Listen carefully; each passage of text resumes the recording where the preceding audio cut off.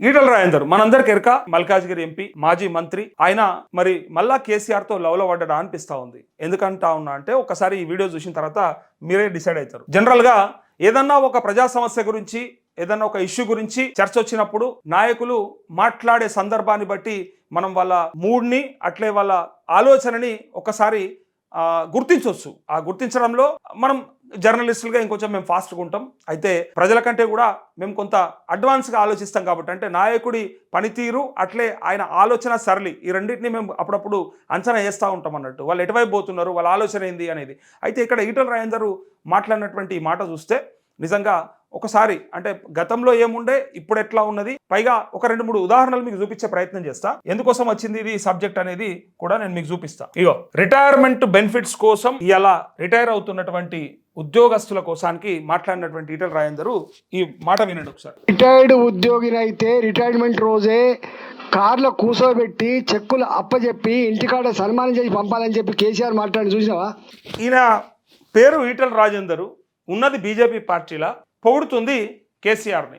అంటే నేను దీన్ని తప్పు పడతలేను. మంచి ఎవరు చేసినా మాట్లాడే గుణం ఉన్నటువంటి వ్యక్తిగా ఈటల రాజేందర్కు ఈ క్రెడిట్ దక్కుతుంది, నో డౌట్. ఎందుకంటే గతంలో కాళేశ్వరంకు సంబంధించి కూడా ఆయనని పీసీ ఘోష్ కమిషన్ ఎదుట విచారణకు హాజరుగమ్మన్నప్పుడు ఆయన హాజరయ్యి చెప్పినటువంటి మాట మనందరికీ చెవులల్లా గింగిరాలు తిరిగింది. ఎందుకంటా ఉన్నా అంటే ఆనాడు 1,00,000 కోట్ల అవినీతి జరిగింది, కాళేశ్వరంని మొత్తం కూలేశ్వరం చేసిర్రు, పైగా దోపిడీ కోసమే వాడుకున్నారు, ఏటీఎం లాగా ఎనీ టైం మనీ లాగా వాడినరు అని చెప్పి బీజేపీ నాయకులు, ఇటుపక్క కాంగ్రెస్ నాయకులు, అటు బీజేపీ ప్రభుత్వము మాట్లాడిన సందర్భంలో ఈయన కమిషన్ ఎదుట విచారణకి హాజరయ్యి ఆనాడు చెప్పినటువంటి మాట మీకు ఎరకనా?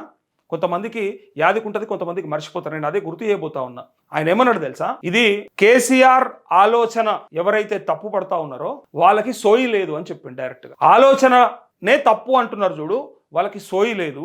తెలంగాణకి నీళ్ళెట్లా రావాలి, మరి ఆ నీళ్ళ కోసానికి తనలాడినటువంటి ఆ వ్యక్తిని ఇట్లా విమర్శించాల్సిన పని లేదని అర్థం వచ్చేలాగా ఆయన మాట్లాడుతూ ఎజెండాలో ఉంది, పైగా మేము క్యాబినెట్ లో చర్చ కూడా చేసినాం, క్యాబినెట్ లో అప్రూవల్ కూడా ఉంది అని చెప్పి డైరెక్ట్ గా మాట్లాడిండు. తుమ్మల నాగేశ్వరరావు లాంటి కూడా అబద్ధం చెప్పిండు, కానీ ఈయన ఉన్నది ఉన్నట్టుగా చెప్పిండు. యాక్చువల్గా దాంట్లో టెక్నికల్గా ఒక చిన్న లాజిక్ ఉంటుంది. ఏదైనా సరే ఇప్పుడు ఇలా కొడంగల్ లిఫ్ట్ ఇరిగేషన్ కోసం కూడా అదే జరిగింది. సరే అదేందో నేను ఉదాహరణ చెప్తా. బట్ ఈటల రాజేందర్ చెప్పినటువంటి మాట మీ అందరికీ గుర్తుండాలి. ఆయన ఏమన్నాడంటే ఎగ్జిక్యూటివ్ ఆర్డర్స్ గురించి అక్కడ చర్చ ఏమొచ్చిందంటే అసలు క్యాబినెట్లో పెట్టకుండా అంటే ఎజెండాలో లేకుండా అప్రూవల్ లేకుండా అక్కడ టెండర్లు కాల్ఫర్ చేసిర్రు, సో అట్లా నిర్మాణాలు చేపట్టిర్రు, అది వాళ్ళ ఇష్టారీతిన చేసిర్రు అనేది అక్కడ లెక్క. కాకపోతే ఎగ్జిక్యూటివ్ ఆర్డర్స్ ఇచ్చిన తర్వాత కూడా ఇది క్యాబినెట్లో పెట్టి అప్రూవ్ చేసుకోవచ్చు, ఇది వాళ్ళకు ఉన్నటువంటి వెసులుబాటు. దీన్ని ఉదాహరణ చెబుతూ మరి కొడంగల్ లిఫ్ట్ ఇరిగేషన్ కోసానికి మరి ఎందుకో మీరు మొదలు కొబ్బరికాయ కొట్టి తర్వాత ఇలా మినిస్టర్లో పెట్టిరు, ఏజెండాలో పెట్టిరు కదా క్యాబినెట్లో అని చెప్పి బీఆర్ఎస్ కూడా విమర్శించింది. సో కొన్నిసార్లు అక్కడ ఉన్నటువంటి పరిస్థితులను బట్టి క్యాబినెట్ మీటింగ్ అరేంజ్ చేయలేనప్పుడా లేకపోతే రకరకాల ఇష్యూస్ చేత అక్కడ కొన్నిసార్లు ఎగ్జిక్యూటివ్ ఆర్డర్స్ ద్వారా పాస్ చేసి ఈ పనులన్నీ చేపట్టే ప్రయత్నం జరుగుతుంది. అట్లనే ఎగ్జాక్ట్గా కాళేశ్వరంకి సంబంధించి కూడా ఎగ్జిక్యూటివ్ ఆర్డర్స్ ఇచ్చిన తర్వాత ఎజెండాలో పెట్టుకొని మేము అప్రూవల్ చేసుకున్నామని చెప్పిండు. అది వాళ్ళ టెక్నికల్ లాజిక్, అది టెక్నికల్ ఇష్యూనే అది, అంతే తప్ప దాంట్లో మనం అదైనాక ఇది చేసిరా ఇదైనాక అది చేసిరా అంటే ఇట్లా చాలా జరుగుతాయి. సో గతంలో కూడా చాలా జరిగినాయి, భవిష్యత్తులో కూడా జరుగుతాయి. అది వాళ్ళ అప్పుడు ఉన్నటువంటి విచక్షణ అధికారాలను బట్టి ఉంటుంది, అంతే తప్ప లేదు అట్లా చేస్తారు, ఈ ప్రొసీజర్ ఫాలో కావాలి, ప్రొసీజర్ ల్యాబ్స్ అంటే ప్రొసీజర్ ల్యాబ్స్ అయితే అది లీగల్గా చూసుకుంటారు. అది దాంట్లో ఏమన్నా న్యాయపరంగా ఇష్యూస్ ఉంటే కోర్టులు చూసుకుంటాయి. సో ఎగ్జాక్ట్గా ఈటల రాజేందర్ ఆ రోజు కూడా కేసీఆర్ పక్కనే నిలబడ్డాడు. కేసీఆర్ ఆయనను తీసి బయట కొట్టినా కూడా బయట పడేసినా కూడా ఇలా ఆ మాట మాట్లాడలేడు. కేసీఆర్ దగ్గర తిన్నోడు, కేసీఆర్ దగ్గర ఉన్నోడు, కేసీఆర్ దగ్గర సంపాదించుకున్నాడు కూడా, పదవులు తెచ్చుకున్నాడు కూడా కేసీఆర్ని దుర్మార్గంగా విమర్శించినటువంటి ఆ తుమ్మల నాగేశ్వరరావు లేకపోతే పొంగులేటి శ్రీనివాసరెడ్డి వీళ్ళందరూ చూస్తే ఇక మరి ఈటల రాజేందర్ని ఆయన బయట వేసినప్పటికీ కూడా ఆయన పైన అచ్చంపేట రైతులు వచ్చి ఆనాడు కంప్లైంట్ ఇస్తే ఆయన ఫామ్ హౌస్కి కంప్లైంట్ ఇచ్చారట, ఆయన తీసి ఆయనతో అవతలేసిండు. నువ్వు అసెంట్ భూములు ఎట్లా కొన్నావు, అట్లే అప్పుడు సుగుణ హెచ్చరీస్ ఉన్నాయి కదా ఆయనకు సంబంధించిన కంపెనీలు, ఆ ఫార్మా కంపెనీలు వాటన్నిటికి సంబంధించి, సో నీ పైన అలిగేషన్స్ వచ్చినాయని చెప్పి ఆయన తీసి అవతలపడేసాడు, బర్తరఫ్ చేసిండు మంత్రి పదవికి వెళ్ళి. చేస్తే ఈయనేం చేసిండు, పార్టీకే రాజీనామా చేసి బయట పోయిండు, బీజేపీలోకి వెళ్ళిపోయాడు. అయితే అప్పటి నుంచి ఇప్పటిదాకా ఈయన అట్లాంటి మాటలు ఏవి మాట్లాడలేదు. నేనేమంటా ఉన్నా అంటే మనిషిని నిజాయితీగా చూసే ధైర్యం ఉండాలి, దమ్ము ఉండాలి. కొంతమందికి అది ఉండదు. జర్ర గ్యాప్ రాగానే ఇక విమర్శలే, ఇక ఎన్నంటనే, ఇక ఎట్లంటే అట్లనే. సో ఆయన నిజంగా మంచోడైతే మంచిగా చెప్పి తప్పులుంటే సవరించుకోమని చెప్పాల్సిన బాధ్యత ఉంటుంది. కాబట్టి దాన్ని కరెక్ట్ గా నిర్వర్తిస్తూ ఈటెల రాజేందర్ ఏం చేస్తా ఉన్నాడంటే, మొన్న కాళేశ్వరంకు సంబంధించి కూడా కేసీఆర్ వైపే నిలబడ్డాడు. ఇలా ఈ రిటైర్మెంట్ బెనిఫిట్స్ కోసం కూడా కేసీఆర్ వైపే మాట్లాడుతూ ఉన్నాడు.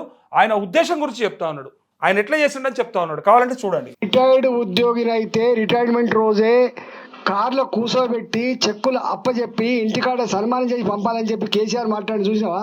బొడిగే శోభక్క పరిశాన్ అవుతుంది. రాజన్న ఏంది, నేను ఏదో అనుకుంటే రాజన్నకి ఇట్లా చెప్తాడు, కేసీఆర్ను కూడా తిట్టాలి కదా మా పార్టీ సిద్ధాంతం ప్రకారము, అరే పుసుక్కున్న గింత మాటనే అని అక్క పైకి చూస్తూ ఉంది, అటు ఇటు చూస్తూ ఉంది.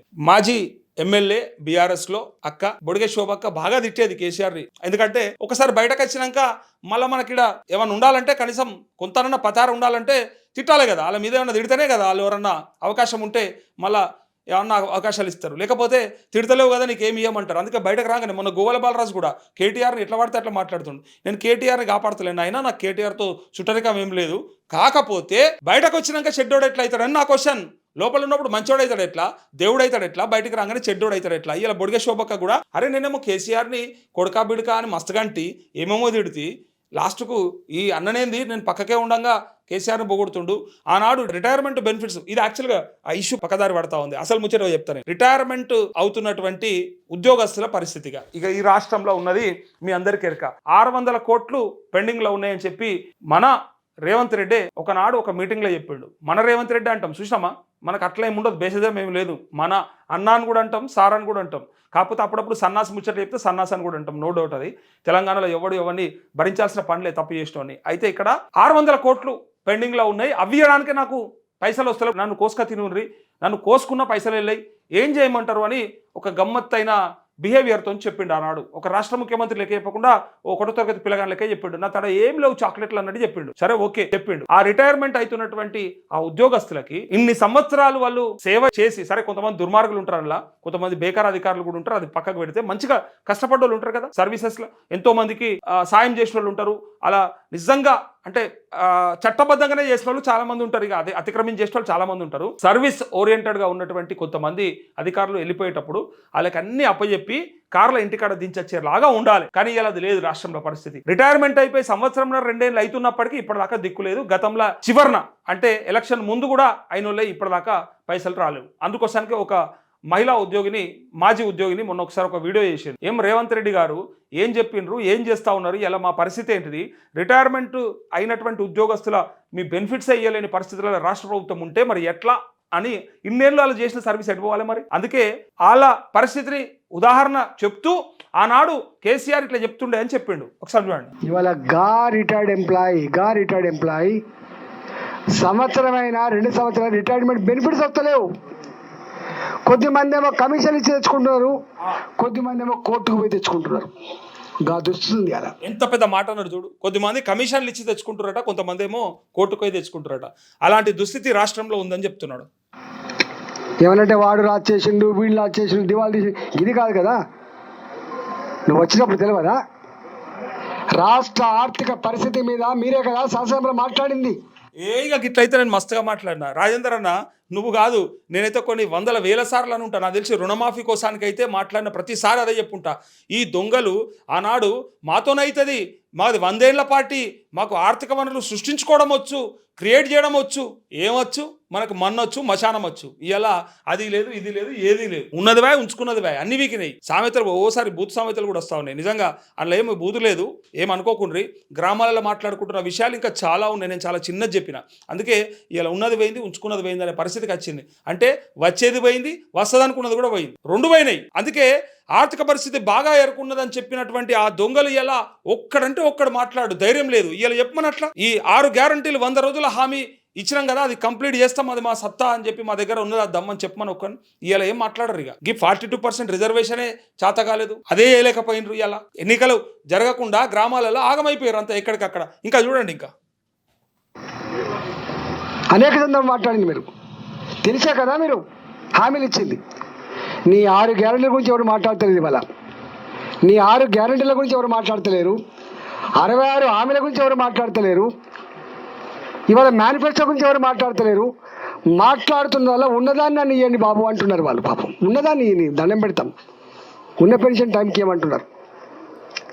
ఇది దుస్థితి. ఇగో ఇట్లా ఉంది పరిస్థితిగా రాష్ట్రంలో. పరిస్థితి కాదు అది, దుస్థితి. ఈటల రాజేందర్ అన్న చెప్పినట్టు దుస్థితి.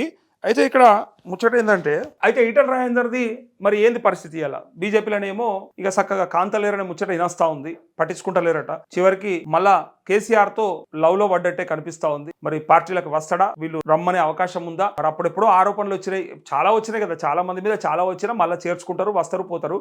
సో మళ్ళీ వెళ్తే బలం అవుతుంది అనేది ఒక ఆలోచన ఉంది. సో బీఆర్ఎస్కి కూడా, సో కవిత బయటికి వెళ్ళిన తర్వాత కొంత స్తబ్దత ఉంది, అక్కడ కూడా కొంత వాక్యూమ్ ఉంది.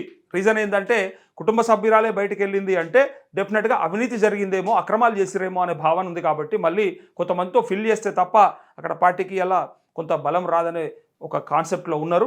సో ఈటల రాజేందర్ మాటలను బట్టి చూస్తుంటే మళ్ళీ బీఆర్ఎస్ వైపు వెళ్ళే అవకాశం కనిపిస్తూ ఉంది. యాక్చువల్గా కోమటిరెడ్డి రాజగోపాల్ రెడ్డి, ఈటల రాజేందర్ కలిసి ఒక పార్టీ పెడతారు అన్నట్టు ఉండే చాలా వరకు. సో అది కూడా మనం వచ్చినటువంటి వార్త ఆధారంగా చెప్పినాము. కాకపోతే వాళ్ళు ఇప్పుడే ధైర్యం చేసే అవకాశం లేదు కనిపిస్తూ ఉంది. సో వెళ్తే కనుక బీఆర్ఎస్కే పోయే అవకాశం పూర్తిగా కనిపిస్తూ ఉంది. సో బీజేపీలో అధ్యక్షుడిగా అయిపోయిండు, ఇక ఇచ్చేసిండ్రు, ఇక చేతులు ఉన్నది అని అనుకున్న కాడ ఆయనకు ఎగబెట్టిరు. కాబట్టి ఇక్కడ కాంగ్రెస్ ఏమో స్కీములను, పథకాలను ఎగ్గొడితే ఇక్కడ బీజేపీ ఏమో నాయకులకి పదవులు ఎగ్గొడతా ఉంది. సో వీళ్ళకి కూడా ఉండే అవకాశం లేదు. ఇక అందులో కూడా చాలా సంతృప్తి ఉంది. అందుకే రాజేందర్ చక్కగా ఇక కేసీఆర్ వైపు చూస్తున్నాడు. కేసీఆర్ కూడా ఒక్కసారి తమ్మి యాడున్నవా అని ఒక ఫోన్ కాల్ కొడితే ఖతం అయిపోతుందట, కలిసిపోతారట.